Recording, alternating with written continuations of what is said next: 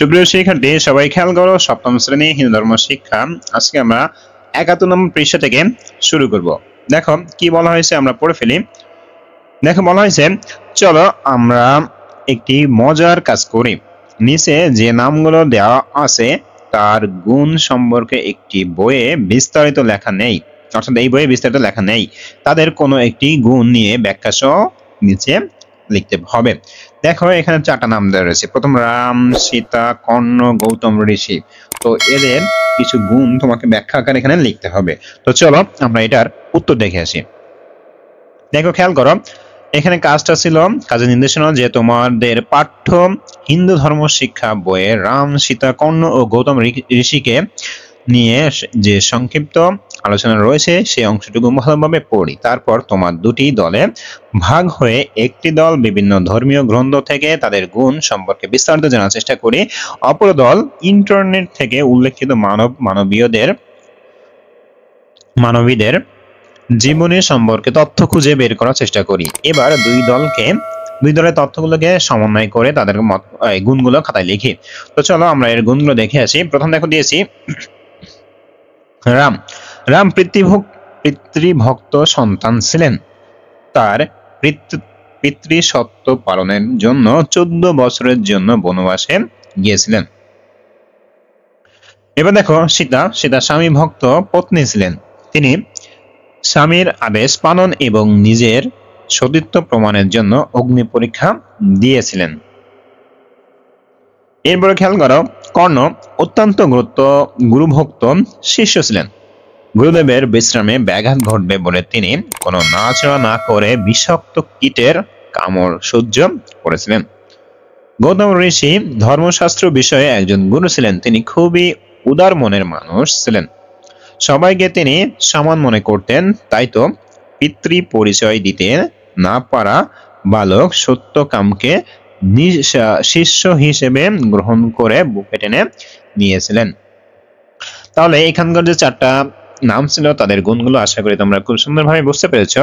এবার আমরা চলে যাব পরবর্তী পৃষ্ঠায়। এখানে একটা চিত্র দেওয়া রয়েছে। এর পরবর্তী পৃষ্ঠায় 32 নম্বর পৃষ্ঠায় দেখো বলা হয়েছে আদর্শ জীবন চরিত্র। 32 না 72 নম্বর পৃষ্ঠায় দেখো বলা হয়েছে সমস্যার নিচে 2টা লাইন গাইতে হবে। এগুলো তোমরা খুব সুন্দরভাবে পড়ে ফেলবে।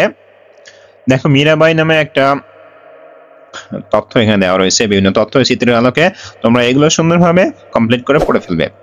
ওকে, এই যে কাজগুলো রয়েছে। তো দেখো আজকে আমরা যে কাজটা করব, দেখো 73 নম্বর পৃষ্ঠায় মীরাভাই এর একটি ভজন সঙ্গীত শুনে লিখি। অর্থাৎ মীরাভাইয়ের যে একটা ভজন সঙ্গীত আছে, যে সঙ্গীত আছে সেটা আমাকে এখানে সুন্দর করে লিখতে হবে। তো চলো আমরা এটারও উত্তর দেখে আসি। দেখো কাজের নির্দেশনা, বাড়িতে গিয়ে আমার গুরুজনের কাছ থেকে মীরাভাই একটি ভজন সঙ্গীত শোনানোর চেষ্টা করি। তারা যদি না বলতে পারেন তাহলে ইউটিউব অথবা শিক্ষকের সহযোগিতায় মীরাভাইয়ের একটি ভজন সঙ্গীত শুনে শুনে লেখার চেষ্টা করি। এরপর সাদা একটি কাগজে সেই ভজন সঙ্গীতটাই লিখি। তো দেখো এখানে দিয়েছি মীরাভাইয়ের একটি ভজন সঙ্গীত। দেখো গিরিধারীলাল আর কতকাল আড়ালে আড়ালে রবে, মোর নয়নের জল ঝরে অবিরল, দর্শন দিবে কবে।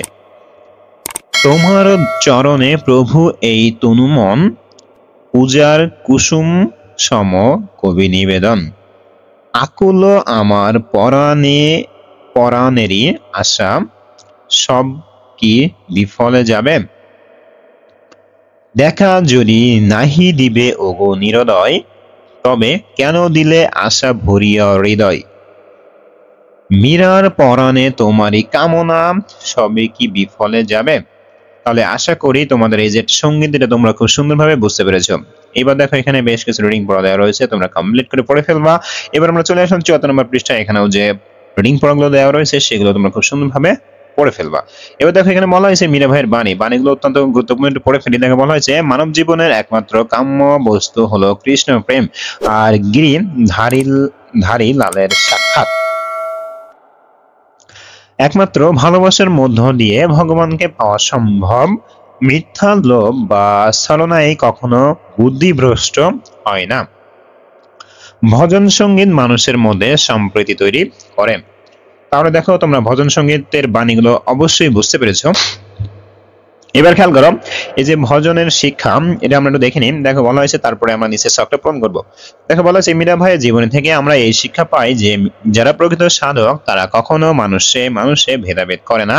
এরা জাগতিক সবকিছুর ঊর্ধ্বে উঠে যান, সমাজের সকল স্তরের মানুষকে সম্প্রীতির বাঁধনে বেঁধে রাখেন, দৈহিক জগতে মোহ ত্যাগ করে তারা শুধু একাগ্র চিত্তে সাধনা করেন। আমরাও তাদের মতো সর্বদা ঈশ্বরের নাম স্মরণ করব, কর্তব্য কর্মে কোনো অবহেলা করব না, ধর্ম ও সংস্কৃতির প্রতি শ্রদ্ধাশীল থাকব, জ্ঞানের আলো দিয়ে অজ্ঞানতা ও কুসংস্কার দূর করব। এবার দেখো এখানে যে কাজটা 14 নম্বর পৃষ্ঠায় যে কাজ বলা হয়েছে, মীরা ভাইয়ের 3টি আদর্শ উল্লেখ করো এবং সেগুলো তাৎপর্য লেখো। আদর্শ উল্লেখ করে এখানে ব্যাখ্যা স্বরূপ তোমাকে লিখতে হবে। তো চলো আমরা এটার উত্তর দেখে আসি। দেখো কাজে নির্দেশনা দিয়েছি, তোমার পাঠ্য বইয়ের আলোচিত মীরা ভাইয়ের জীবনী অংশটুকু ভালোভাবে পাঠ করো, পাশাপাশি ইউটিউব থেকে তার জীবনী নিয়ে তৈরি কোনো প্রতিবেদন দেখে মীরা ভাইয়ের বিভিন্ন বিষয় সম্পর্কে জানার চেষ্টা করো। এবার মীরা ভাইয়ের উল্লেখযোগ্য 3টি আদর্শ ও সেগুলো তাৎপর্য লেখো। তো চলো আমরা প্রথমটা দেখো। 1 নম্বর আদর্শ এখানে দিয়েছি কৃষ্ণ ভক্ত।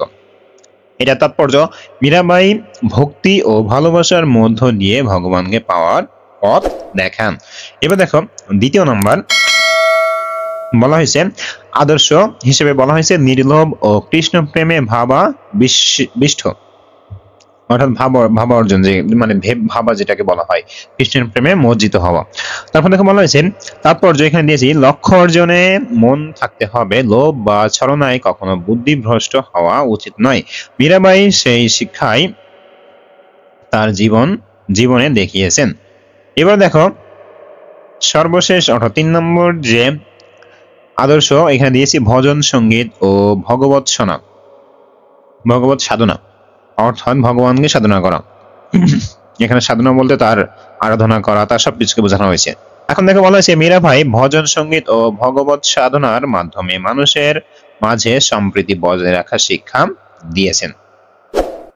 তো দেখো সুপ্রিয় শিক্ষার্থী, তোমাদের 71 নম্বর পৃষ্ঠা থেকে শুরু করে, দেখো এই যে 71 নম্বর পৃষ্ঠা থেকে শুরু করে আমরা 74 নম্বর পৃষ্ঠা পর্যন্ত যত কাজ ছিল সেগুলো কিন্তু আমরা সমাধান করে দিয়েছি। আশা করি এই কাজগুলো তোমাদের খুব সুন্দরভাবে বুঝতে সহায়তা করছে। আমি আবারও বলি, তোমরা যদি রিডিং না পড়ো তাহলে এই কাজগুলো কিন্তু তোমাদের জন্য জটিল হয়ে যাবে। এই জন্য রিডিং অবশ্যই পড়ে ফেলবেন। আর আজকের ক্লাসটা এই পর্যন্ত, পরবর্তী ক্লাস শুরু করবো এর পরের কোনো একটা ছক থেকে বা পৃষ্ঠা থেকে। সবাই ততক্ষণ পর্যন্ত ভালো থাকো।